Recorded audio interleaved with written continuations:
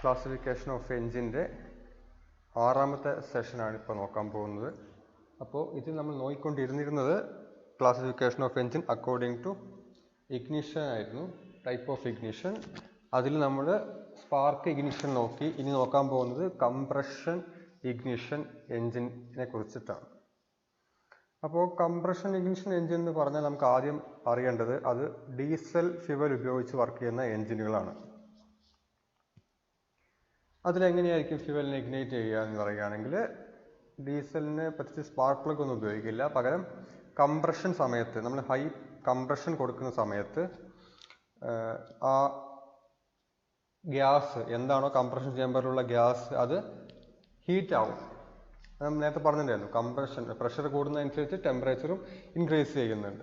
അങ്ങനെ pressure increase ചെയ്യുമ്പോൾ temperature increase ചെയ്തു. ആ ടെമ്പറേച്ചർ ഉപയോഗിച്ചിട്ടാണ് നമ്മൾ എന്ത് ചെയ്യുന്നത്, നമ്മൾ ആ ഫ്യൂവലിനെ കത്തിക്കുന്നത്. വേറെ പ്രത്യേകിച്ച് പുറത്തുനിന്നൊരു ഹെൽപ്പ് അതിന് ആവശ്യമില്ല. നമ്മൾ കംപ്രസ് ചെയ്യുമ്പോൾ ഉണ്ടാകുന്ന ചൂട് അബ്സോർബ് ചെയ്ത് കഴിഞ്ഞാൽ ഫ്യൂവൽ ചൂടാവും. ഫ്യൂവൽ ചൂടായി കഴിഞ്ഞാൽ ഫ്യൂവൽ കത്തിക്കോളും. അപ്പോൾ അങ്ങനെ ഫ്യൂവൽ ചൂടാവണമെങ്കിൽ കുറച്ചധികം കംപ്രസ് ചെയ്യണം. ഡീസൽ എഞ്ചിൻ കംപ്രസ് ചെയ്യുന്നത് കൂടുതലായിട്ട് വേണ്ടി വരും. കാരണം പെട്രോൾ എഞ്ചിന് നമ്മൾ എന്ത് ചെയ്യുന്നുണ്ട്, സ്പാർക്ക് കൊടുക്കുന്നുണ്ട്. അതുകൊണ്ട് തന്നെ ഫ്യൂവൽ ചൂടായിക്കൊള്ളണമെന്നില്ല. പക്ഷെ ഇവിടെ അങ്ങനെയല്ല. ഇവിടെ കംപ്രസ് ചെയ്ത ചൂട് കൊണ്ട് വേണം ഡീസൽ കത്തണമെങ്കിൽ. അതുകൊണ്ട് തന്നെ കുറച്ചുകൂടി കൂടുതൽ പ്രഷർ നമ്മൾ ഉണ്ടാക്കേണ്ടി വരും. കൂടുതൽ പ്രഷർ ഉണ്ടാക്കണമെങ്കിൽ കംപ്രഷൻ കൂടുതൽ വേണ്ടി വരും.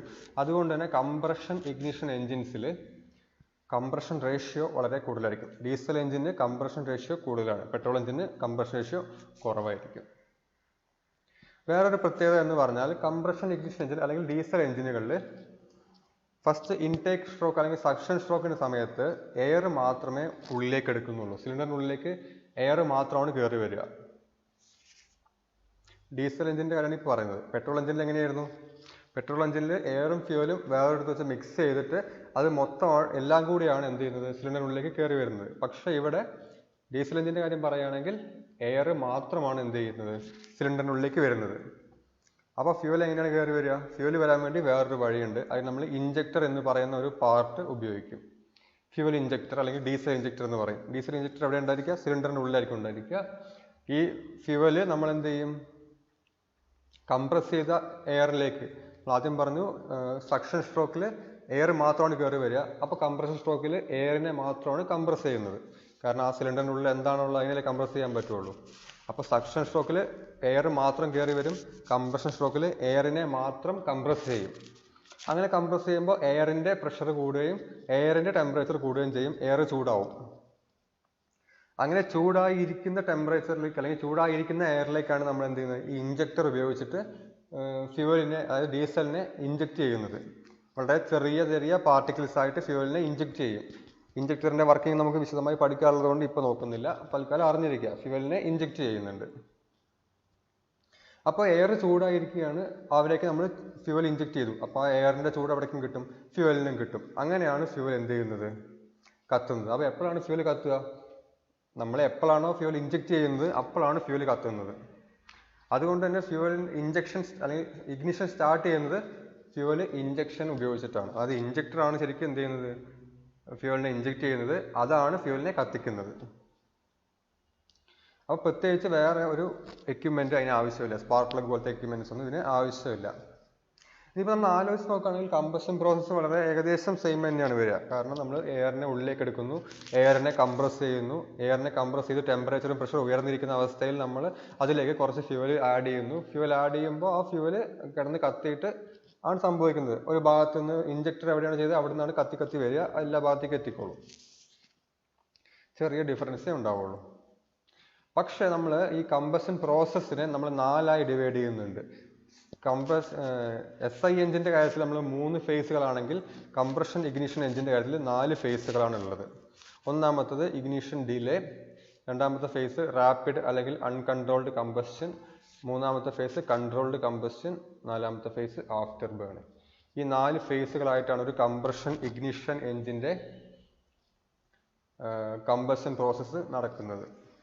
ഇനി നമുക്കിത് ഓരോന്നായിട്ട് നോക്കാം. ഇതാണ് നമ്മുടെ കമ്പസ്റ്റൻ പ്രോസസ്സിലെ അതിൻ്റെ 4 സെക്ഷനുകളും കാണിക്കുന്ന ഗ്രാഫ് എന്ന് പറയുന്നത്. ഈ ഗ്രാഫിൽ മുകളിൽ ടെമ്പറേച്ചർ കർവ് കാണിക്കുന്നുണ്ട്, അത് ശ്രദ്ധിക്കണമെന്നില്ല, താഴത്തെ കാര്യം മാത്രം നോക്കിയാൽ മതി. ഈ ഗ്രാഫിൽ എക്സ് ആക്സിസിൽ, അതായത് താഴെ കാണിച്ചിരിക്കുന്ന ഈ ഹൊറിസോണ്ടൽ ആക്സിസിൽ കാണിക്കുന്നത് ക്രാങ്ക് ആംഗിൾ ആണ്. അതിനെക്കുറിച്ച് നമ്മൾ വിശദമായി നോക്കണമെന്നില്ല, അതിന് വാല്യൂ ഒന്നും പറയുന്നില്ലല്ലോ. വൈ ആക്സിസിൽ, അതായത് വെർട്ടിക്കൽ ആക്സിസിൽ കാണിക്കുന്നത് പ്രഷറാണ്. വൈ ആക്സിസിൽ മുകളിലേക്ക് പോകുന്തോറും പ്രഷർ കൂടി വരുന്നുണ്ട്. അപ്പോൾ രണ്ട് കർവുകളുണ്ട്. ഇതിൽ 3 കർവുകൾ കാണിക്കുന്നുണ്ട്. അതിന് മൂന്നാമത്തെ കർവ് നമ്മൾ നോക്കണ്ട, 2 കർവ് നോക്കിയാൽ മതി. ഒരു കർവ് എന്ന് പറയുന്നത് മോട്ടോർ കർവ്, ഈ ഉള്ളിൽ കൂടി കാണുന്നത്. രണ്ടാമത്തെ കർവ് കമ്പസ്റ്റൻ കർവ്. ഇത് രണ്ടും ഞാൻ കഴിഞ്ഞ വീഡിയോയിൽ എക്സ്പ്ലെയിൻ ചെയ്തിട്ടുണ്ടായിരുന്നു. മോട്ടോർ കർവ് എന്ന് പറയുകയാണെങ്കിൽ ഫ്യൂവൽ ഇഞ്ചക്ഷനോ ഫ്യൂവലിൻ്റെ കമ്പസ്റ്റനോ ഇല്ലാത്ത അവസ്ഥയിലുള്ള ഒരു എഞ്ചിൻ്റെ പ്രഷർ ക്രാങ്ക് ആംഗിൾ ഗ്രാഫാണ് മോട്ടോർ കർവ് എന്ന് പറയുക. അവിടെ നമ്മൾ ഫ്യൂവൽ കൊടുക്കുകയോ ഫ്യൂവൽ കത്തിക്കുകയോ ചെയ്യുന്നില്ല, വെറും കംപ്രഷൻ എക്സ്പാൻഷൻ മാത്രമേ നടക്കുന്നുള്ളൂ. എന്നാൽ കമ്പസ്റ്റൻ കർവ് എന്ന് പറയുമ്പോൾ അതിന് ഫ്യൂവൽ സപ്ലൈ ചെയ്യുകയും ആ ഫ്യൂവൽ കത്തുകയും ചെയ്യുമ്പോൾ അതിന് ഉണ്ടാകുന്ന മാറ്റങ്ങൾ കാണിക്കാനാണ് കമ്പസ്റ്റൻ കർവ് കാണിക്കുന്നത്. അപ്പോൾ നമ്മൾ ആദ്യം പറഞ്ഞതുപോലെ ഒന്നാമത്തെ സ്റ്റേജ് എന്ന് പറയുന്നത് ഇഗ്നിഷൻ ഡിലേയും ആണ്. രണ്ടിലും സെയിം തന്നെയാണ്. നേരത്തെ ഇഗ്നിഷൻ ഡിലേ ആയിരുന്നു, ഇവിടെ ഇഗ്നിഷൻ ഡിലേ തന്നെയാണ്. അപ്പോൾ അതെന്താണ്? It is the time between start of fuel injection and first appearance of flame. എന്ന് വെച്ചാൽ നമ്മൾ എപ്പോഴാണോ ഇഞ്ചക്ഷൻ സ്റ്റാർട്ട് ചെയ്യുന്നത് അതിനുശേഷം എപ്പോഴാണോ തീ ഉണ്ടാകുന്നത് വരെയുള്ള ആ ടൈം പീരീഡിനെ വിളിക്കുന്ന പേരാണ് ഇഗ്നിഷൻ ഡിലേ. നിങ്ങളൊന്ന് ആലോചിച്ച് നോക്കുക. നമ്മൾ സ്പാർക്ക് കൊടുക്കുന്നത് ഒരു ഇൻസ്റ്റന്റേനിയസ് പ്രോസസ്സാണ്. പക്ഷേ ഫ്യൂവൽ ഇഞ്ചക്ട് ചെയ്യുക എന്ന് പറയുന്നത് ഒരു ഇൻസ്റ്റന്റേനിയസ് പ്രോസസ് അല്ല. എന്ന് വെച്ചാൽ ഒരു നിമിഷം കൊണ്ട് സംഭവിക്കുന്ന കാര്യമല്ല. ഫ്യൂവൽ ഇഞ്ചക്ഷൻ എന്ന് പറഞ്ഞാൽ ഇപ്പോൾ ഒരു കുറച്ച് എമൗണ്ട് ഓഫ് ഫ്യൂവൽ ഉള്ളിലേക്ക് കയറി വരണം. ആ ഫ്യൂവൽ ഉള്ളിലേക്ക് കയറാൻ ഇഞ്ചക്ടർ ഓപ്പൺ ആവണം, ഇഞ്ചക്ടറിൽ നിന്ന് ഫ്യൂവൽ പുറത്തേക്ക് വരണം, അത് കഴിഞ്ഞ് ഇഞ്ചക്ടർ ക്ലോസ് ആവണം. ഇങ്ങനെ 3 പ്രോസസ്സ് നടക്കുമ്പോൾ കുറച്ച് സമയം ആവശ്യമുണ്ടല്ലോ. അതാണ് ഇഞ്ചക്ഷൻ ടൈമിംഗ് എന്ന് പറയുന്നത്. അത് നമുക്ക് വിശദമായിട്ട് പഠിക്കാനുള്ളത് കൊണ്ട് ഇപ്പോൾ ഞാൻ പറയുന്നില്ല. അപ്പോൾ ഇഞ്ചക്ഷൻ എന്ന് പറയുന്നത് ഒരു ഇൻസ്റ്റന്റേനിയസ് പ്രോസസ്സ് അല്ല. നേരത്തെ പറഞ്ഞ സ്പാർക്ക് എന്ന് പറയുന്നത് ഒരു ഇൻസ്റ്റന്റേനിയസ് പ്രോസസ്സ് ആയിരുന്നു. പക്ഷേ ഈ ഇഞ്ചക്ഷൻ ഒരു ഇൻസ്റ്റന്റേനിയസ് പ്രോസസ്സ് അല്ല. അപ്പോൾ ഇഞ്ചക്ഷൻ ഒരു സ്റ്റാർട്ട് ഉണ്ടായിരിക്കും, ഒരു മാക്സിമം ഇഞ്ചക്ഷൻ ഉണ്ടായിരിക്കും, ഒരു സ്റ്റോപ്പ് ഉണ്ടായിരിക്കും. അപ്പോൾ ഇവിടെ ഇഗ്നിഷൻ ഡിലേ എന്ന് പറഞ്ഞാൽ എവിടെ മുതൽ എവിടെ ഉള്ള ടൈമാണ്? ഫ്യൂവൽ ഇഞ്ചക്ഷൻ്റെ തുടക്കം മുതൽ തീ ഉണ്ടാവുന്നത് വരെ. അപ്പോൾ ഇഞ്ചക്ഷൻ കഴിഞ്ഞിട്ടുണ്ടായിക്കൊള്ളുന്നില്ല, ഇഞ്ചക്ഷൻ പിന്നെ നടന്നുകൊണ്ടിരിക്കുന്നുണ്ട്. പക്ഷേ തീ ഫസ്റ്റ് കാണപ്പെടുന്നത് വരെയുള്ള ആ സമയത്തെ വിളിക്കുന്ന പേരാണ് ഇഗ്നിഷൻ ഡിലേ എന്ന് പറയുന്നത്. അല്ലെങ്കിൽ വേറെ രീതിയിൽ പറയുകയാണെങ്കിൽ ഫ്യൂവൽ ഇഞ്ചക്ഷൻ്റെ സ്റ്റാർട്ട് മുതൽ പ്രഷർ ഡിഫറൻസ് ഉണ്ടാവുന്നത് വരെയുള്ള സമയത്തെ വിളിക്കുന്ന പേരും ഇഗ്നിഷൻ ഡിലേ എന്ന് തന്നെയാണ്. ഈ ചിത്രം നോക്കിയാൽ അറിയാം, ഈ പോയിന്റ് മുതൽ ഇഗ്നിഷൻ സ്റ്റാർട്ട് ചെയ്യുന്നത് മുതൽ ഈ പോയിന്റ് വരെയുള്ള ഭാഗത്തിനെ വിളിക്കുന്ന പേരാണ് ഇഗ്നിഷൻ ഡിലേ എന്ന് പറയുന്നത്. അത് നോക്കുകയാണെങ്കിൽ മോട്ടോർ കർവും കമ്പസ്റ്റൻ കർവും സെയിം ലൈനിലാണ്, അത് മാറ്റമൊന്നുമില്ല.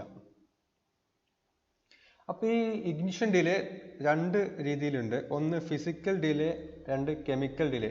ഇത് രണ്ടും കൂടി ചേരുമ്പോഴാണ് ഇഗ്നിഷൻ ഡിലേ ഉണ്ടാവുന്നത്. ഫിസിക്കൽ ഡിലേയും ഉണ്ട്, കെമിക്കൽ ഡിലേയും ഉണ്ട്. അത് രണ്ടും കൂടി ചേരുമ്പോഴാണ് നമുക്ക് എന്ത് കിട്ടുക? ഇഗ്നിഷൻ ഡിലേ കിട്ടുക. ഫിസിക്കൽ ഡിലേ എന്ന് പറഞ്ഞാൽ എന്തായിരിക്കും? നമ്മൾ ഇഗ്നിഷൻ സ്റ്റാർട്ട് ചെയ്തു, അല്ലെങ്കിൽ ഇഞ്ചക്ഷൻ സ്റ്റാർട്ട് ചെയ്തു. ഇഞ്ചക്ഷൻ സ്റ്റാർട്ട് ചെയ്ത് കഴിഞ്ഞാൽ അപ്പം തന്നെ ഫ്യൂവൽ എല്ലായിടത്തേക്കും എത്തില്ല. ഫ്യൂവൽ ഇഞ്ചക്ഷൻ കുറേശ്ശെയാണ് പുറത്തേക്ക് വരുന്നത്. അപ്പോൾ എന്ത് സംഭവിക്കും? ആദ്യം തന്നെ പിടിക്കുകയൊന്നുമില്ല. എങ്ങനെ കത്തണമെങ്കിൽ എയറും ഫ്യൂവലും തമ്മിൽ കൂട്ടിമുട്ടണം. എന്നാൽ മാത്രമേ എന്ത് ചെയ്യുള്ളൂ? എയർ ഫ്യൂവൽ മിക്സർ കത്തുകയുള്ളൂ. അത് മാത്രം പോരാ, ആ ഫ്യൂവല് ചൂടാവുകയും വേണ്ടേ? കാരണം ആദ്യം ഫ്യൂവൽ പുറത്തേക്ക് വരണം, പുറത്തേക്ക് വന്നത് ഈ ചൂടായിരിക്കുന്ന എയറുമായിട്ട് മിക്സ് ആവണം. എന്നിട്ട് ആ മിക്സായ എയറിൻ്റെ ചൂട് ഫ്യൂവൽ വലിച്ചെടുത്തിട്ട് വേണം ഫ്യൂവല് കത്താൻ. അപ്പോൾ ഈ വരുന്ന ഫ്യൂവല് മിക്സ് ആവാൻ വേണ്ടി എടുക്കുന്ന സമയത്തിനെയാണ് വിളിക്കുന്ന പേരാണ് എന്ത്? ഫിസിക്കൽ ഡിലേ എന്ന് പറയുന്നത്. ഇഞ്ചക്ടറിലൂടെ പുറത്തേക്ക് വരുന്ന ഫ്യൂവല് അതിനുള്ളിലുള്ള എയറുമായിട്ട് മിക്സ് ആവാൻ എടുക്കുന്ന ആ ഡിലേയെ വിളിക്കുന്ന പേര്, ഡിലേ എന്ന് പറഞ്ഞാൽ വൈകലിനെ വിളിക്കുന്ന പേരാണ്, അല്ലെങ്കിൽ സമയത്തെ വിളിക്കുന്ന പേരാണ് ഫിസിക്കൽ ഡിലേ എന്ന് പറയുന്നത്. കെമിക്കൽ ഡിലേ എന്ന് പറഞ്ഞു കഴിഞ്ഞാൽ നേരത്തെ പറഞ്ഞ പോലെ മിക്സായി കഴിഞ്ഞാൽ അപ്പം തന്നെ ഒരു കത്തൂല്ല. കാരണം എന്ത് വേണം? നമുക്ക് അതിന് ഹീറ്റ് അബ്സോർബ് ചെയ്യണം. അങ്ങനെ ഹീറ്റ് അബ്സോർബ് ചെയ്ത് കത്തുന്ന വരെയുള്ള സമയത്തെ വിളിക്കുന്ന പേരാണ് കെമിക്കൽ ഡിലേ എന്ന് പറയുന്നത്. ഫിസിക്കൽ ഡിലേ എന്ന് പറഞ്ഞാൽ അത് മിക്സ് ആവാൻ വേണ്ടി എടുക്കുന്ന സമയം. കെമിക്കൽ ഡിലേ എന്ന് പറയുന്നത് അത് ഹീറ്റ് അബ്സോർബ് ചെയ്ത് കത്താൻ വേണ്ടി എടുക്കുന്ന സമയം. ഇത് രണ്ടും കൂടി ചേരുമ്പോഴാണ് എന്താവുന്നത്? ഇഗ്നിഷൻ ഡിലേ ഉണ്ടാവുന്നത്. ഈ ഇഗ്നിഷൻ ഡിലേ പ്രധാനമായിട്ടും നമുക്ക് 4 കാര്യങ്ങളെ ബാധിച്ചുകൊണ്ടിരിക്കുകയാണ്. 4 കാര്യങ്ങളെ ഡിപ്പെൻഡ് ചെയ്യുന്നുണ്ട്. ഒന്നാമത് ആ ഫ്യൂവലിൻ്റെ അല്ലെങ്കിൽ എയറിൻ്റെ ടെമ്പറേച്ചറും പ്രഷറും ആ സമയത്ത് ഫ്യൂവൽ ഇഞ്ചെക്ട് ചെയ്യുന്ന സമയത്ത് ആ എയർ ആണല്ലോ ഉണ്ടാവുക, ആ എയറിൻ്റെ പ്രഷറും ടെമ്പറേച്ചറും അനുസരിച്ചാണ് ഒന്നാമത്തെ കാര്യം. കാരണം ടെമ്പറേച്ചർ കൂടുതലാണെങ്കിൽ പെട്ടെന്ന് കത്തും, പ്രഷർ കൂടുതലാണെങ്കിലും പെട്ടെന്ന് കത്തും. പ്രഷർ കുറവാണെങ്കിൽ കത്താൻ വൈകും, ടെമ്പറേച്ചർ കുറവാണെങ്കിലും കത്താൻ വൈകും. പിന്നെ വരുന്നത് amount of turbulence in chamber. Turbulence എന്ന് പറയുകയാണെങ്കിൽ കമ്പഷൻ ചേംബറിൽ ഉണ്ടാവുന്ന എയറിൻ്റെ മൂവ്മെൻറ്റിനെ പറയുന്ന പേരാണ്. ടർബുലൻസ് എന്ന് പറഞ്ഞാൽ കമ്പഷൻ ചേംബറിലെ എയറിൻ്റെ മൂവ്മെൻറ്റിന് പറയുന്ന പേരാണ്. അതെങ്ങനെയായിരിക്കും ബാധിക്കുക നോക്കുകയാണെങ്കിൽ, എയർ അടങ്ങിയിരിക്കുക ഒരു ഭാഗത്ത് സ്റ്റക്കായി നിൽക്കുകയാണെങ്കിൽ ഫ്യൂവൽ ഇഞ്ചെക്ട് ചെയ്യുമ്പോൾ എന്ത് ചെയ്യും, അവിടെ തന്നെ തങ്ങി നിൽക്കും. പക്ഷേ എയറിനൊരു ഇളക്കം ഉണ്ടായിരിക്കുക, എയർ ഒഴുകിക്കൊണ്ടിരിക്കുകയാണ്, സിലിണ്ടറിനുള്ളിലൂടെ എയർ അങ്ങോട്ടും ഇങ്ങോട്ടും ഫ്ലോ ചെയ്തുകൊണ്ടിരിക്കുകയാണെങ്കിൽ ആ ഫ്ലോ ചെയ്യുന്നതിൻ്റെ കൂടെ എന്ത് ചെയ്യും, ഈ ഫ്യൂവലും പല ഭാഗത്തേക്ക് എത്തും. അപ്പോൾ നമുക്ക് വേണ്ടത് ഒരു അത്യാവശ്യം നല്ലൊരു ടർബുലൻസ് ഉണ്ടായിരിക്കണം. എവിടെ? സിലിണ്ടറിനുള്ളിൽ ഉണ്ടായിരിക്കണം. എങ്കിൽ മാത്രമേ എന്ത് ചെയ്യുള്ളൂ, മാക്സിമം സ്ഥലത്തേക്ക് ഫ്യൂവലിനെ എത്രയും പെട്ടെന്ന് എത്തിക്കാൻ പറ്റുള്ളൂ. ഞാൻ പറഞ്ഞ് മനസ്സിലാവുന്നുണ്ടായിരിക്കും. ടർബുലൻസ് എന്ന് പറഞ്ഞാൽ എയറിൻ്റെ ഫ്ലോ ആണ്. എയർ ഫ്ലോ ചെയ്യാതെ നിൽക്കുകയാണെങ്കിൽ നമ്മൾ ഇഞ്ചെക്ട് ചെയ്യുന്ന ഫ്യൂവല് ഒരു ഭാഗത്ത് തങ്ങി നിൽക്കും, സിലിണ്ടറിൻ്റെ എല്ലാ ഭാഗത്തേക്കും എത്താൻ പറ്റില്ല. പകരം എയർ ഒഴുകിക്കൊണ്ടിരിക്കുകയാണെങ്കിലോ ഇഞ്ചെക്ട് ചെയ്യുന്ന ഫ്യൂവൽ മൊത്തം ആ എയറിൻ്റെ കൂടെ ഒഴുകി എല്ലാ ഭാഗത്തേക്കും എത്തിക്കോളും. നമ്മളൊരു ഭാഗത്ത് നമ്മൾ സ്പ്രേ അടിക്കൂലേ, നമുക്കറിഞ്ഞാൽ ഒരു ഫാറ്റ് സ്പ്രേ അടിച്ച് കഴിഞ്ഞാൽ റൂമിൻ്റെ എല്ലാ ഭാഗത്തേക്കും പെട്ടെന്ന് മണം എത്തും. പക്ഷെ നമ്മൾ വെറുതെ ഒന്ന് സ്പ്രേ അടിച്ച് കഴിഞ്ഞാൽ റൂമിൻ്റെ എല്ലാ ഭാഗത്തേക്കും ആ സ്മെല്ല് എത്തണമെങ്കിൽ ടൈം എടുക്കുമല്ലോ. അപ്പോൾ എന്തുകൊണ്ടാണ്, ആ എയർ ഒഴുകി കഴിയുകയാണെങ്കിൽ നമ്മുടെ സ്പ്രേ റൂമിൻ്റെ എല്ലാ ഭാഗത്തേക്കും ആ സ്മെല്ല് എത്തിക്കും. നമ്മൾ ഫാൻ ഇട്ടിട്ടില്ലെങ്കിലോ എയർ അനങ്ങാതെ നിൽക്കുകയാണ്, അതുകൊണ്ട് തന്നെ സ്പ്രേയുടെ സ്മെല്ല് എല്ലാ ഭാഗത്തേക്കും എത്താൻ വൈകും. അതുപോലെ ടർബുലൻസ് അപ്പോഴും നല്ല കാര്യമാണ്, ടർബുലൻസ് ഉണ്ടായിരിക്കണം. പിന്നെ വേണ്ടത് പെനിട്രേഷൻ ഓഫ് ഫ്യൂവൽ. പെനിട്രേഷൻ എന്ന് പറഞ്ഞാൽ തുളച്ച് കയറുക എന്ന അർത്ഥം വരുന്ന ഒരു വാക്കാണ്. അപ്പോൾ എങ്ങനെയാണ് പെനിട്രേഷൻ ഇതിനെ ബാധിക്കുന്നത് നോക്കാം. പെനിട്രേഷൻ എന്ന് പറഞ്ഞാൽ സിലിണ്ടറിൻ്റെ ഉള്ളിലേക്ക് ഈ ഫ്യൂവലിന് തുളച്ച് കയറാനുള്ള കഴിവാണ്. അപ്പോൾ ഫ്യൂവൽ തുളച്ച് കയറാനുള്ള കഴിവ് കുറവാണെങ്കിൽ ഈ ഇഞ്ചക്ടറിൻ്റെ തൊട്ടടുത്ത് തന്നെ കൂടി നിൽക്കും. അങ്ങനെ വരുമ്പോൾ എയറും ഫ്യൂവലും തമ്മിൽ മിക്സ് ആവാൻ ടൈം എടുക്കുമല്ലോ. പകരം തുളച്ച് ഉള്ളിലേക്ക് കുത്തിക്കയറി പോകാൻ കഴിവുള്ള ഫ്യൂവൽ ഇഞ്ചക്ടർ ആണെങ്കിലോ മാക്സിമം സ്ഥലത്തേക്ക് പെട്ടെന്ന് തന്നെ ഫ്യൂവലിന് എത്താൻ സാധിക്കും. കാരണം എല്ലാ ഭാഗത്തേക്കും ഇടിച്ച് കയറി ചെല്ലുകയാണ് ഫ്യൂവൽ. അടുത്ത പോയിന്റ് ആണ് ടൈപ്പ് ഓഫ് ഫ്യൂവൽ. ചില ഫ്യൂവൽ പെട്ടെന്ന് കത്തും, ചില ഫ്യൂവൽ കത്താൻ വൈകും. അത് ഞാൻ നേരത്തെ പറഞ്ഞിട്ടുണ്ടായിരുന്നു. അപ്പോൾ ഇത് നാലുമാണ് ഇഗ്നിഷൻ ഡിലേയെ ബാധിക്കുന്ന ഘടകങ്ങൾ എന്ന് പറയുന്നത്. ഒന്നാമത്തത് temperature and pressure of the air inside the combustion chamber. പിന്നെ amount of turbulence in chamber, അതായത് എയറിൻ്റെ ഫ്ലോ, കമ്പഷൻ ചേംബറിലെ എയറിൻ്റെ ഒഴുക്ക് അത് ഉണ്ടായിരിക്കണം. പിന്നെ പെനിട്രേഷൻ ഓഫ് ഫ്യൂവലിന് സിലിണ്ടറിനുള്ളിലേക്ക് വെച്ചാൽ സിലിണ്ടറിലെ എയറിൻ്റെ ഉള്ളിലേക്ക് തുളച്ച് കയറി സ്പ്രെഡ് ആവാനുള്ള കഴിവിനെയാണ് പെനിട്രേഷൻ എന്ന് വിളിക്കുന്നത്. പെട്ടെന്ന് സ്പ്രെഡായാൽ പെട്ടെന്ന് ഫ്യൂവൽ കത്തിക്കോളും. അവസാനമായിട്ട് ടൈപ്പ് ഓഫ് ഫ്യൂവൽ, ചില ഫ്യൂവൽ പെട്ടെന്ന് കത്തും, ചില ഫ്യൂവൽ കത്താൻ വൈകുന്നതായിരിക്കും. അപ്പോൾ ഇത് നാലുമാണ് ഇഗ്നിഷൻ ഡിലേയെ കുറിച്ച് പറയാനുള്ള കാര്യങ്ങൾ. ഇനി നമുക്ക് അടുത്ത സ്റ്റേജ് അല്ലെങ്കിൽ അടുത്ത ഫേസ് നോക്കാം. അടുത്ത സ്റ്റേജാണ് റാപ്പിഡ് ഓർ അൺകൺട്രോൾഡ് കമ്പഷൻ എന്ന് പറയുന്നത്. അത് എവിടെ നിന്നാണ് സ്റ്റാർട്ട് ചെയ്യുക? ഇഗ്നിഷൻ ഡിലേ കഴിഞ്ഞാൽ ഉടനെ സ്റ്റാർട്ട് ചെയ്യും. ഇഗ്നിഷൻ ഡിലേ കഴിഞ്ഞു എന്ന് അറിയണമെങ്കിൽ എങ്ങനെയാണ്, മോട്ടോർ കർവും കമ്പഷൻ കർവും വേർപിരിയുന്ന ആ പോയിന്റിൽ നിന്നാണ് എന്ത് ചെയ്യുന്നത്, അടുത്ത സ്റ്റേജ് സ്റ്റാർട്ട് ചെയ്യുന്നത്. അപ്പോൾ എന്താണ് അതിൻ്റെ പ്രത്യേകത? ഇപ്പോൾ എന്ത് കഴിഞ്ഞു? ഇഗ്നിഷൻ ഡിലേ കഴിഞ്ഞു. ഇഗ്നിഷൻ ഡിലേ കഴിഞ്ഞു എന്ന് പറഞ്ഞു കഴിഞ്ഞാൽ അത്യാവശ്യം ഫ്യൂവലെല്ലാം സ്പ്രെഡായിട്ട് എല്ലാ ഭാഗത്തേക്കും എത്തി. അതിനുശേഷം ആദ്യത്തെ തീ ഉണ്ടായിട്ടുണ്ട് സിലിണ്ടറിനുള്ളിൽ. അപ്പോൾ ആ സമയത്ത് സിലിണ്ടറിനുള്ളിലെ ടെമ്പറേച്ചർ അല്ലെങ്കിൽ കമ്പഷൻ ചേമ്പറിൻ്റെ ഉള്ളിലെ ടെമ്പറേച്ചർ എന്ന് പറയുന്നത് ഏകദേശം 450 മുതൽ 550 ഡിഗ്രി വരെ ആയിരിക്കും. അപ്പോൾ അത്യാവശ്യം ചൂടുമായി, ഫ്യൂവൽ സ്പ്രെഡുമായി. അപ്പോൾ എന്ത് ചെയ്യും, ബാക്കിയുള്ള എല്ലാ ഫ്യൂവലും കൂടി പെട്ടെന്ന് അങ്ങോട്ട് കത്താൻ സ്റ്റാർട്ട് ചെയ്യും. നമ്മൾ നേരത്തെ പറഞ്ഞിട്ടുണ്ടായിരുന്നല്ലോ, അതുപോലെ തന്നെ ഇതെന്ത് ചെയ്യും, പെട്ടെന്ന് അങ്ങോട്ട് ആളിക്കത്തും. അങ്ങനെ ആളിക്കത്തുമ്പോൾ പ്രഷർ പെട്ടെന്ന് ഇൻക്രീസ് ചെയ്യും. കത്തിക്കഴിഞ്ഞാൽ പ്രഷർ ഇൻക്രീസ് ചെയ്യും. അങ്ങനെ പെട്ടെന്ന് പ്രഷർ ഇൻക്രീസ് ചെയ്യും. അത് വളരെ പെട്ടെന്ന് നടക്കുന്നതുകൊണ്ടാണ് ഈ റാപ്പിഡ് എന്ന അർത്ഥം. റാപ്പിഡ് എന്ന അർത്ഥം വരുന്നത് പെട്ടെന്ന് എന്ന അർത്ഥം വരുന്ന വാക്കാണ് റാപ്പിഡ് എന്ന് പറഞ്ഞാൽ. അതായത് നമ്മൾ നേരത്തെ ഇഗ്നിഷൻ ഡിലേ കഴിഞ്ഞപ്പോൾ തന്നെ ഏകദേശം ടെമ്പറേച്ചർ ഉയർന്നിട്ടുണ്ട്, അത്യാവശ്യം ഫ്യൂവൽ എല്ലാ ഭാഗത്തേക്കും എത്തിയിട്ടുണ്ട്. അങ്ങനെ ഇരിക്കുമ്പോൾ പെട്ടെന്ന് എന്ത് ചെയ്യും, ആ ഫ്യൂവൽ എല്ലാം കൂടെ ബാക്കി വരുന്ന എല്ലാ ഫ്യൂവലും കൂടി അങ്ങോട്ട് കത്താൻ സ്റ്റാർട്ട് ചെയ്യും. ആളി കത്തുമ്പോൾ പെട്ടെന്ന് പ്രഷർ ഇൻക്രീസ് ചെയ്യും. അങ്ങനെ ഈ പെട്ടെന്ന് കത്തി സ്റ്റാർട്ട് ചെയ്യുന്നത് മുതൽ മാക്സിമം പ്രഷർ എത്തുന്നത് വരെയുള്ള ആ ഡ്യൂറേഷനെ വിളിക്കുന്ന പേരാണ് റാപ്പിഡ് ഓർ അൺകൺട്രോൾഡ് കമ്പഷൻ എന്ന് പറയുന്നത്.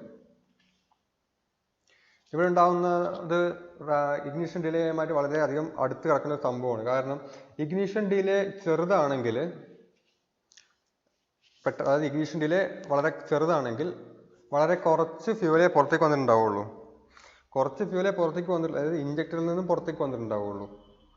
അങ്ങനെയാണെങ്കിൽ കുറച്ച് ഫ്യൂലേ പെട്ടെന്ന് കത്തുള്ളൂ. അപ്പോഴത്തേക്കും പിന്നെ കുറച്ച് പുറത്തേക്ക് വരും, അപ്പോൾ അതും കത്തും, വീണ്ടും പുറത്തേക്ക് വരും, വീണ്ടും കത്തും. അവർ ഇഞ്ചക്ട് ചെയ്യുന്നത് അപ്പോൾ കത്തിച്ച് പോവുക ചെയ്യുന്നുണ്ടാവുക. അതുകൊണ്ട് തന്നെ പ്രഷറിൻ്റെ ഇൻക്രീസ് എന്ന് പറയുന്നത് വളരെ ഗ്രാജുവൽ ആയിരിക്കും. അത് നമുക്ക് നല്ല കാര്യമാണ്. കാരണം പെട്ടെന്ന് സഡൻ ആയിട്ട് കൂടിക്കഴിഞ്ഞാൽ നമുക്ക് ഒരു അടിക്കുന്ന പോലെ തോന്നും എൻജിൻ. പകരം എന്താ, ഇത് ഗ്രാജുവലായിട്ട് പ്രഷർ കൂടി വരികയാണ് ചെയ്യുന്നത്. പക്ഷേ ഇഗ്നിഷൻ ഡിലേ ലാർജ് ആണെങ്കിൽ, അത് വലിയ ഇഗ്നിഷൻ ഡിലേ ഉണ്ടെങ്കിൽ എല്ലാ ഫ്യൂവലും പുറത്തേക്ക് വന്നതിന് ശേഷം മാത്രമേ എന്ത് ചെയ്യുള്ളൂ, ഫ്ലെയിം ഉണ്ടാവുന്നുള്ളൂ. അപ്പോൾ എന്ത് ചെയ്യും, ഈ കാണുന്ന എല്ലാ ഫ്യൂവലും ഒരുമിച്ച് അങ്ങോട്ട് കത്തും. അതായത് പറഞ്ഞാൽ ആളി കത്തുന്ന പോലെ തോന്നും. അപ്പോൾ എന്ത് ചെയ്യും, പ്രഷർ സഡൻ ആയിട്ട് ഇൻക്രീസ് ചെയ്യും. അപ്പോൾ നമ്മുടെ വണ്ടി ഒന്ന് അടിക്കുന്ന പോലെ തോന്നും. റഫ് ആയിട്ടുള്ള റണ്ണിങ് ആയിരിക്കും എഞ്ചിൻ ഉണ്ടാവുക. അപ്പോൾ എപ്പോഴും ഇഗ്നിഷൻ ഡിലേ ഒരു മിനിമം വാല്യൂ ഉണ്ടെങ്കിൽ മാത്രമേ നമുക്ക് എന്ത് കിട്ടുള്ളൂ, സ്മൂത്ത് ആയിട്ടുള്ള എഞ്ചിൻ്റെ ഓപ്പറേഷൻ കിട്ടുള്ളൂ. റാപ്പിഡ് ആൻഡ് അൺകൺട്രോൾഡ് കമ്പസ്റ്റൻ്റെ കാര്യം നിങ്ങൾ അറിഞ്ഞിട്ടുണ്ടാവും വിചാരിക്കുന്നു. ഇഗ്നിഷൻ ഡിലേ കഴിയുമ്പോൾ ഫ്യൂവൽ സ്പ്രെഡ് ആയിട്ടുണ്ട് അത്യാവശ്യം, അതിനുശേഷം ടെമ്പറേച്ചർ ഉയർന്നു നിൽക്കുകയാണ്. അതുകൊണ്ട് തന്നെ വലിയ എമൗണ്ട് ഓഫ് ഫ്യൂവൽ എന്ത് ചെയ്യും, പെട്ടെന്ന് കത്തിയിട്ട് മാക്സിമം പ്രഷർ ഉണ്ടാവുന്ന ആ ഒരു സ്റ്റേജിനെ വിളിക്കുന്ന പേരാണ് റാപ്പിഡ് ഓർ അൺകൺട്രോൾഡ് കമ്പസ്റ്റൻ എന്ന് പറയുന്നത്. അത് കഴിഞ്ഞാൽ വരുന്ന സ്റ്റേജാണ് കൺട്രോൾഡ് കമ്പസ്റ്റൻ, അതായത് സ്റ്റേജ് 3. ഈ കാണുന്ന ഭാഗമാണ് കൺട്രോൾഡ് കമ്പസ്റ്റൻ എന്ന് പറയുന്നത്. അവിടെ എന്താണ് സംഭവിക്കുക നോക്കാം. നേരത്തെ പറഞ്ഞു കുറച്ചധികം ഫ്യൂവൽ കത്തിപ്പോയി, മാക്സിമം പ്രഷർ ഉണ്ടായി. പക്ഷേ ഇഞ്ചക്ഷൻ കഴിഞ്ഞിട്ടില്ല, ഇഞ്ചക്ഷൻ നടന്നുകൊണ്ടേ ഇരിക്കുകയാണ്. അപ്പോൾ പിന്നെ ഇഞ്ചക്ഷൻ നടക്കുമ്പോൾ വരുന്ന ഫ്യൂവലൊക്കെ അവിടെ ഇങ്ങനെ നിൽക്കും. എന്നിട്ട് അവിടെ ഇവിടെയൊക്കെ കാണുന്ന ഓക്സിജനുമായിട്ട് ചേർന്നിട്ട് കത്താൻ തുടങ്ങും. അപ്പോൾ പ്രഷർ കൂടാൻ പറ്റില്ല, കാരണം പ്രഷർ മാക്സിമം എത്തി നേരത്തെ തന്നെ. ഇനിയിപ്പോൾ എന്താ കൂടുന്നത്, ടെമ്പറേച്ചർ കൂടിക്കൊണ്ടിരിക്കും. അപ്പോൾ മാക്സിമം പ്രഷർ ഉണ്ടാവുന്നത് അൺകൺട്രോൾഡ് കമ്പസ്റ്റനിലും മാക്സിമം ടെമ്പറേച്ചർ ഉണ്ടാവുന്ന സ്റ്റേജ് കൺട്രോൾഡ് കമ്പസ്റ്റനുമാണ്. അത് പ്രത്യേകം അറിഞ്ഞിരിക്കണം. ഒരു എഞ്ചിനിൽ അല്ലെങ്കിൽ കമ്പസ്റ്റൻ പ്രോസസ്സിൽ മാക്സിമം പ്രഷർ ഉണ്ടാവുന്ന സ്റ്റേജ് അൺകൺട്രോൾഡ് കമ്പസ്റ്റനും മാക്സിമം ടെമ്പറേച്ചർ ഉണ്ടാവുന്ന സ്റ്റേജ് കൺട്രോൾഡ് കമ്പസ്റ്റനുമാണ്. ഇപ്പോൾ കൺട്രോൾഡ് കമ്പസ്റ്റനിൽ എന്തുകൊണ്ടാണ് കുറേശ്ശെ കത്തുന്നത്, കൺട്രോൾഡ് എന്ന് പറയാൻ കാരണം ആ സിലിണ്ടറിൻ്റെ ഉള്ളിൽ ഓക്സിജൻ്റെ അളവ് വളരെ കുറവായിരിക്കും. കാരണം ഉണ്ടായിരുന്ന ഓക്സിജനൊക്കെ നേരത്തെ അൺകൺട്രോൾഡ് കമ്പസ്റ്റനിൽ കത്തിപ്പോയി. ഇനി അവിടെ എവിടെയായിട്ട് കുറച്ച് ഫ്യൂവലൊക്കെ, കുറച്ച് ഓക്സിജനൊക്കെ ബാക്കിയുണ്ട്. ആ ഓക്സിജനായിട്ടൊക്കെ അന്വേഷിച്ച് പിടിച്ച് കത്തിയിട്ട് വേണം എന്ത് ചെയ്യാൻ, ഇനി വരുന്ന ഫ്യൂവലിന് കത്താൻ. അതുകൊണ്ട് തന്നെ അത് പെട്ടെന്ന് കത്തുന്നില്ല, വളരെ പതുക്കെ കത്തുള്ളൂ. അതാണ് കൺട്രോൾഡ് കമ്പസ്റ്റൻ എന്ന് പറയുന്നത്. ഇനി ഒരു സ്റ്റേജ് കൂടി ബാക്കിയുണ്ട്, 4ാമത്തെ സ്റ്റേജാണ് ആഫ്റ്റർ ബേണിംഗ്. ഈ സ്റ്റേജ് എക്സ്പാൻഷൻ സ്ട്രോക്കിലാണ് സംഭവിക്കുന്നത്. അത് പിസ്റ്റൺ TDC നിന്നും BDCയിലേക്ക് വരുന്ന സമയത്ത് നടക്കുന്ന ഒരു പ്രോസസ്സാണ് ആഫ്റ്റർ ബേണിംഗ് എന്ന് പറയാം.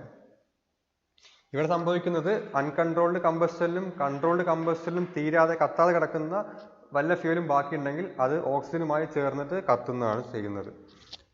ബാക്കി വരുന്ന ഫ്യൂവല് ഓക്സിജൻ അവൈലബിൾ ആണെങ്കിൽ അത് കത്തിയിട്ട് എക്സ്പാൻഡ് ആയിക്കോളും. നടക്കുന്നത് എക്സ്പാൻഷൻ സ്ട്രോക്കിലാണ്. അപ്പോൾ ഇത് 4മാണ് നമ്മുടെ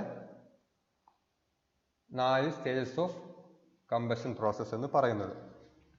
ഇപ്പോൾ ഞാൻ പോയിന്റ്സ് ആയിട്ട് എഴുതിയിട്ടുണ്ട്, നോക്കിയത്. 1ാമത്തെ ഇഗ്നിഷൻ ഡിലേ എന്ന് പറയുന്നത് ഫ്യൂവൽ ഇഞ്ചക്ഷൻ സ്റ്റാർട്ട് ചെയ്യുന്നത് മുതൽ ഫസ്റ്റ് തീ ഉണ്ടാവുന്നത് വരെയുള്ളത്. റാപ്പിഡ് കൺട്രോൾഡ് കമ്പഷൻ എന്ന് പറയുന്നത് ഫസ്റ്റ് തീ ഉണ്ടാവുന്നത് മുതൽ മാക്സിമം പ്രഷർ എത്തുന്നത് വരെ. കൺട്രോൾഡ് കമ്പഷൻ എന്നത് മാക്സിമം പ്രഷർ എത്തിയത് മുതൽ മാക്സിമം ടെമ്പറേച്ചർ എത്തുന്നത് വരെയുള്ളത്. ആഫ്റ്റർ ബേണിംഗ് എന്ന് പറയുന്നത് എക്സ്പാൻഷൻ സ്ട്രോക്കിൻ്റെ സമയത്ത് അൺബേൺഡ് ആയി കിടക്കുന്ന ഏതെങ്കിലും ഫ്യൂവലോ എയറോ ഉണ്ടെങ്കിൽ അത് കത്തുന്നതിനാണ് ആഫ്റ്റർ ബേണിംഗ് എന്ന് പറയുന്നത്. ഒന്നുകൂടി പറയാം, ഇഗ്നിഷൻ ഡിലേ എന്ന് പറഞ്ഞാൽ സ്റ്റാർട്ട് ഓഫ് ഫ്യൂവൽ ഇഞ്ചക്ഷൻ മുതൽ ഫസ്റ്റ് അപ്പിയറൻസ് ഓഫ് ഫ്ലെയിം വരെ. റാപ്പിഡ് ഓർ അൺകൺട്രോൾഡ് കമ്പഷൻ എന്നതിൽ ഫസ്റ്റ് അപ്പിയറൻസ് ഓഫ് ഫ്ലെയിം മുതൽ മാക്സിമം പ്രഷർ എത്തുന്നത് വരെ. കൺട്രോൾഡ് കമ്പഷൻ എന്ന് പറഞ്ഞാൽ മാക്സിമം പ്രഷർ എത്തുന്നത് മുതൽ മാക്സിമം ടെമ്പറേച്ചർ എത്തുന്നത് വരെ.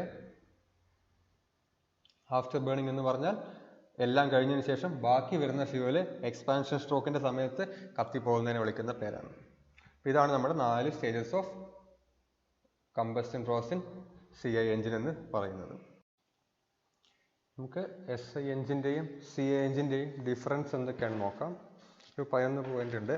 SI എഞ്ചിൻ എന്നാൽ പെട്രോൾ എഞ്ചിനാണ്, CI എഞ്ചിൻ എന്നാൽ ഡീസൽ എഞ്ചിനാണ്. അപ്പോൾ പെട്രോൾ എഞ്ചിൻ്റെയും ഡീസൽ എഞ്ചിൻ്റെയും ഡിഫറൻസ് ചോദിച്ചാലും നിങ്ങൾക്ക് ഇത് തന്നെ എഴുതിയാൽ മതി. അപ്പോൾ ഓരോന്നായിട്ട് നോക്കാം. SI എഞ്ചിനിൽ ഉപയോഗിക്കുന്നത് പെട്രോളാണ് ഫ്യൂവലായിട്ട് ഉപയോഗിക്കുക. CI എഞ്ചിനിൽ ഡീസലാണ് ഫ്യൂവലായിട്ട് ഉപയോഗിക്കുന്നത്. SI എഞ്ചിനിൽ സ്പാർക്ക് ഉപയോഗിച്ചിട്ടാണ് തീ കൊടുക്കുന്നതെങ്കിൽ CI എഞ്ചിനിൽ കംപ്രഷൻ കാരണം ഉണ്ടാകുന്ന ഹീറ്റ് ഉപയോഗിച്ചിട്ടാണ് ഇഗ്നിഷൻ സംഭവിക്കുന്നത്. SI എഞ്ചിനിൽ സക്ഷൻ സ്ട്രോക്കിൻ്റെ സമയത്ത് എയർ ഫ്യൂൽ മിക്സ്ചറാണ് കമ്പഷൻ ചേമ്പറിലേക്ക് കയറി വരുന്നത്. CI എഞ്ചിനിൽ സക്ഷൻ സ്ട്രോക്കിൻ്റെ സമയത്ത് എയർ മാത്രമാണ് കമ്പഷൻ ചേമ്പറിലേക്ക് കയറി വരുന്നത്. SI എഞ്ചിൻ്റെ കംപ്രഷൻ റേഷ്യോ കുറവാണ്, 10:1 വരെയാണ് മാക്സിമം വരുന്നുള്ളൂ. CI എഞ്ചിൻ്റെ കംപ്രഷൻ റേഷ്യോ എന്ന് പറയുന്നത് 22:1, വളരെ കൂടുതലാണ്. കംപ്രഷൻ റേഷ്യോ കൂടുതലാണ് ഇതിന് CI എഞ്ചിനിൽ. SI എഞ്ചിൻ്റെ കംപ്രഷൻ പ്രഷർ എന്ന് പറയുന്നത് 90 to 150 PSI ആണ്, കുറവാണത്. CI എഞ്ചിൻ്റെ കാര്യത്തിൽ കംപ്രഷൻ പ്രഷർ എന്ന് പറയുന്നത് 400 മുതൽ 500 PSI വരെയാണ്. PSI എന്നാൽ പ്രഷറിൻ്റെ യൂണിറ്റാണ്, പൗണ്ട് പെർ സ്ക്വയർ ഇഞ്ച് എന്ന് പറയുന്ന ഒരു യൂണിറ്റാണത്. നമ്മൾ മാറി മാറി ഉപയോഗിക്കും, ബാറും PSIയും എല്ലാം മാറി മാറി ഉപയോഗിക്കുന്നുണ്ട്. കംപ്രഷൻ ടെമ്പറേച്ചർ SI എഞ്ചിൻ്റെ കാര്യത്തിൽ കുറവാണ്, 80 ഡിഗ്രി വരെ എത്തുന്നുള്ളൂ. കംപ്രഷൻ ടെമ്പറേച്ചർ CI എഞ്ചിൻ്റെ കാര്യത്തിൽ 400 ഡിഗ്രി വരെ എത്തുന്നുണ്ട്. ഒന്ന് ശ്രദ്ധിച്ച് നോക്കുകയാണെങ്കിൽ നമുക്കറിയാം, SI എഞ്ചിനിൽ കത്തിക്കാൻ നമ്മൾ സ്പാർക്ക് കൊടുക്കുന്നുണ്ട്, പക്ഷേ CI എഞ്ചിനിൽ കത്തിക്കാൻ സ്പാർക്ക് ഇല്ല. പകരം എന്താണ്, കംപ്രഷൻ കൊണ്ടുണ്ടാകുന്ന ചൂട് കാരണമാണ്. അപ്പോൾ കംപ്രഷൻ അവിടെ കൂടുതൽ വേണം. കംപ്രഷൻ റേഷ്യോ CI എഞ്ചിനിൽ കൂടുതൽ വേണം, കംപ്രഷൻ പ്രഷർ CI എഞ്ചിനിൽ കൂടുതൽ വേണം, കംപ്രഷൻ്റെ ടെമ്പറേച്ചർ CI എഞ്ചിനിൽ കൂടുതൽ വേണം. ആ ടെമ്പറേച്ചർ ഉപയോഗിച്ചിട്ടാണ് എന്ത് ചെയ്യുന്നത്, ഫ്യൂവലിനെ കത്തിക്കുന്നത്. SI എഞ്ചിനിൽ ഇതിൻ്റെ ഒന്നും ആവശ്യമില്ലാത്തതുകൊണ്ട് കംപ്രഷൻ്റെ എല്ലാ വാല്യൂകളും കുറവായിരിക്കും. അത്ര ആലോചിച്ചാൽ മതി. CI എഞ്ചിനിൽ കംപ്രഷനുമായി ബന്ധപ്പെട്ട എല്ലാം കൂടുതലാണ്, SI എഞ്ചിനിൽ കംപ്രഷനുമായി ബന്ധപ്പെട്ട എല്ലാം കുറവാണ്. ഇനി SI എഞ്ചിൻ വർക്ക് ചെയ്യുന്നത് ഓട്ടോ സൈക്കിൾ എന്ന് പറയുന്ന ഒരു സൈക്കിൾ അനുസരിച്ചാണ്. CI എഞ്ചിൻ വർക്ക് ചെയ്യുന്നത് ഡീസൽ സൈക്കിൾ എന്ന് പറയുന്ന ഒരു സൈക്കിളുമായി ബന്ധപ്പെട്ടാണ്. ഈ രണ്ട് സൈക്കിൾ നമുക്ക് വിശദമായി പഠിക്കാനുണ്ട്, അപ്പോൾ പറയാം. SI എഞ്ചിനിൽ സ്പാർക്ക് പ്ലഗ് ഉപയോഗിക്കുന്നുണ്ട്, CI എഞ്ചിനിൽ ഫ്യൂവൽ ഇഞ്ചക്ടറാണ് ഉപയോഗിക്കുന്നത്. SI എഞ്ചിനിൽ സ്പാർക്ക് പ്ലഗ് വെച്ചിട്ട് സ്പാർക്ക് കൊടുക്കുക, CI എഞ്ചിനിൽ ഫ്യൂവൽ ഇഞ്ചക്ടർ ഉപയോഗിച്ചിട്ടാണ് ഫ്യൂവൽ സപ്ലൈ ചെയ്യുന്നത്. അങ്ങനെയാണ് കത്തുന്നത്, അറിയാതിരിക്കുന്നത്, നേരത്തെ പറഞ്ഞിട്ടുണ്ടായിരുന്നു. SI എഞ്ചിൻ്റെ വൈബ്രേഷനും സൗണ്ടും കുറവാണ്, CI എഞ്ചിൻ്റെ വൈബ്രേഷനും സൗണ്ടും കൂടുതലാണ്. എന്തുകൊണ്ടാണെന്ന് നമുക്ക് പറയാം, വരുന്ന വഴിക്ക് നമുക്ക് പഠിക്കുന്നുണ്ട്. SI എഞ്ചിൻ്റെ വെയിറ്റ് കുറവാണ്, CI എഞ്ചിൻ്റെ വെയിറ്റ് കൂടുതലാണ്. അത് എന്തുകൊണ്ടാണെന്ന് വയ്ക്കുകയാണെങ്കിൽ കംപ്രഷൻ റേഷ്യോ കൂടുതലാണ്. എന്ന് വെച്ചാൽ മാക്സിമം കംപ്രസ് ചെയ്യണം. അപ്പോൾ ഒരു സിലിണ്ടറിനുള്ളിൽ എയർ കംപ്രസ് ചെയ്യണമെങ്കിൽ ആ സിലിണ്ടറിന് കുറച്ച് ബലം ഉണ്ടായിരിക്കണം, അല്ലെങ്കിൽ കംപ്രസ് ചെയ്യുമ്പോൾ എന്ത് ചെയ്യും, സിലിണ്ടർ പൊട്ടിപ്പോവും.